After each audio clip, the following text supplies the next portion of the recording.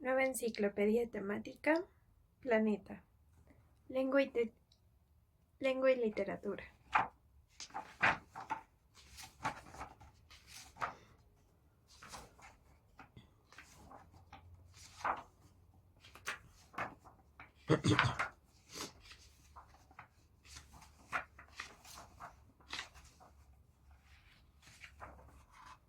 Lingüística. El lenguaje es la forma de comunicación más desarrollada que utiliza el hombre. Con él podemos explicar a otros nuestras ideas, sentimientos o impresiones. Pero el lenguaje es en realidad un código complicado. A lo largo de su historia, el hombre ha ido perfeccionando las posibilidades expresivas de su forma de hablar. Si en un principio pudo haberse basado en la simple denominación de objeto, después fue creando su propio sistema de signos, cada vez más amplio. La lengua que ahora estamos empleando, el castellano, comenzó siendo un dialecto, usado en unos cuantos condados al norte de la península ibérica. Desde entonces hasta hoy, el número de los que la usamos ha crecido hasta llegar a los 300 millones. Posiblemente sea la lengua más difundida geográficamente y, con toda certeza, sigue siendo una lengua en expansión. De una manera sucesiva, nos iremos ocupando en estas páginas de la importancia del lenguaje y de sus orígenes, de las distintas formas que las lenguas han ido adoptando en el planeta y en la península ibérica, de las escrituras y de los alfabetos y de las últimas corrientes de la lingüística tienen que decir y de lo que las últimas corrientes de la lingüística tienen que decir acerca de la naturaleza de esta forma de comunicación específicamente humana que es la lengua. El lenguaje y el desarrollo humano. Parece correcto afirmar que sin la invención del lenguaje el hombre no hubiera podido alcanzar el grado de abstracción que caracteriza a su pensamiento. Pensamos con palabras y las palabras constituyen una señal de las ideas correspondientes. Pensamos además en una lengua concreta, y todo aquel que haya pasado por la experiencia de aprender una lengua extraña habrá podido comprobar que para hablar correctamente una lengua es absolutamente necesario pensar en ella.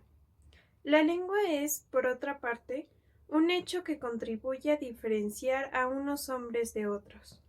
Así, aunque los habitantes de una gran parte de América del Sur se expresen en castellano, no por eso dejan de manifestar en su forma de hablar los caracteres propios de cada zona.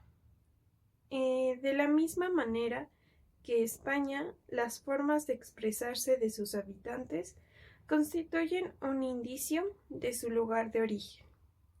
Es tal la importancia de la lengua que siempre ha estado en el centro de polémicas políticas, hasta el extremo de librarse guerras por ellas. En las Naciones Unidas, cada uno de los grupos lingüísticos defiende su lengua y existe un complicado sistema de traducción simultánea para poder escuchar los discursos ajenos en el propio idioma. Hay quien afirma que la lengua no solo contribuye a la unión nacional, sino a la desunión internacional.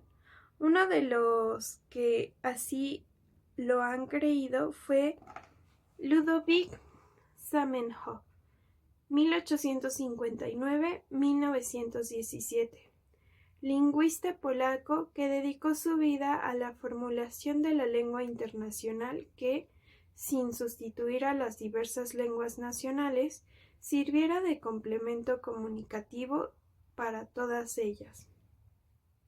La lengua ideada por Zamenhof recibió el nombre de Esperanto, y no parece haber alcanzado el éxito que su creador hubiera deseado, Se ha señalado a este respecto que es imposible inventar un lenguaje, por cuanto éste ha de evolucionar de una manera gradual, como si de un organismo vivo se tratara.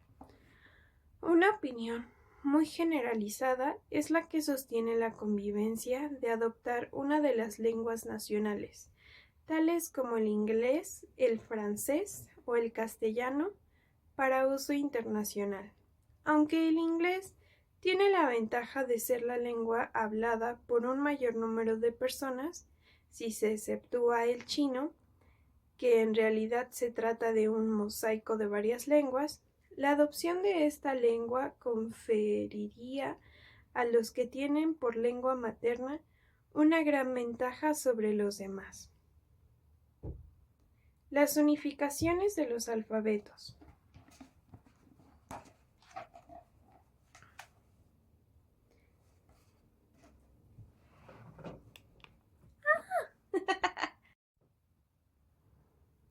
La unificación de los alfabetos. La lengua, es decir, los sonidos que emitimos al hablar, fue anterior a la escritura. El hombre primitivo no sabía escribir, y aún en la actualidad hay pueblos que no han llegado a elaborar un alfabeto. Los tipos de escritura difieren tanto como las propias lenguas, pero con el rápido progreso de los medios de comunicación se acentúa la exigencia mundial de una sola clase de escritura de uso generalizado. Aunque los japoneses emplean una articulación fonética que escrita difiere de las europeas, pueden escribir fácilmente su lengua en caracteres latinos cuando es necesario. Por su parte, los chinos trabajan también en este sentido, aunque todavía no haya acuerdo sobre el particular. La mayoría de los rusos y griegos conoce los caracteres latinos, y en un país como Yugoslavia se yuxtaponen normalmente las inscripciones en alfabeto cirílico y latino. Eso hace suponer que a pesar de sus imperfecciones, si se llega a adoptar universalmente un alfabeto, este será el latino. Tal adopción no significa que los demás alfabetos tengan que morir.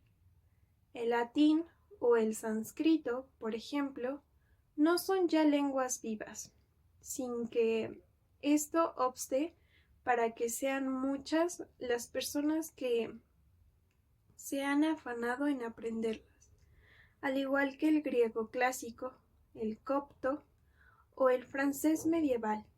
De la misma forma, siempre interesará aprender otros alfabetos, aunque solo sea para leer textos antiguos escritos con ellos. Ha de transcurrir aún mucho tiempo antes de que rusos, búlgaros, griegos, hebreos, indios y árabes abandonen sus alfabetos particulares.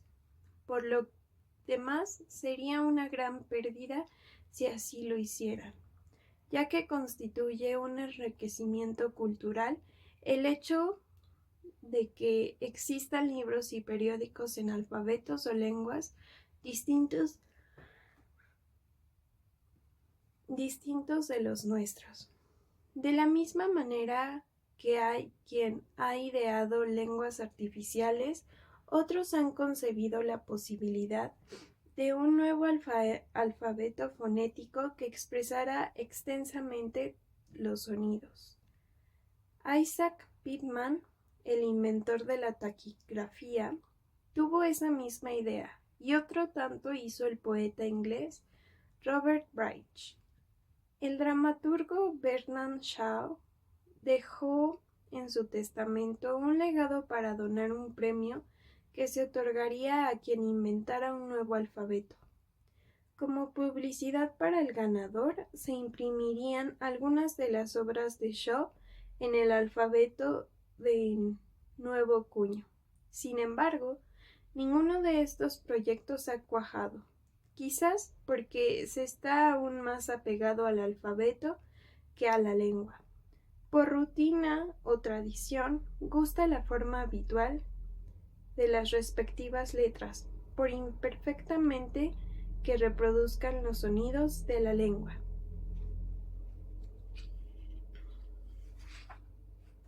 Lengua y escritura. Sin lengua ni sistema escrito, es realmente difícil que exista literatura.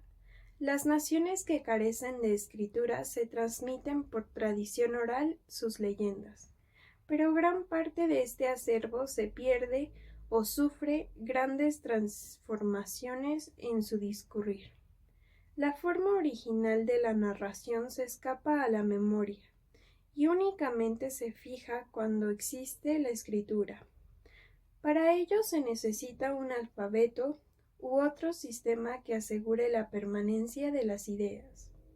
Aún disponiendo de grabaciones, discos y películas habladas que contienen y pueden transmitir un mensaje con toda perfección, no parece que tales sistemas acaben por sustituir a la palabra escrita.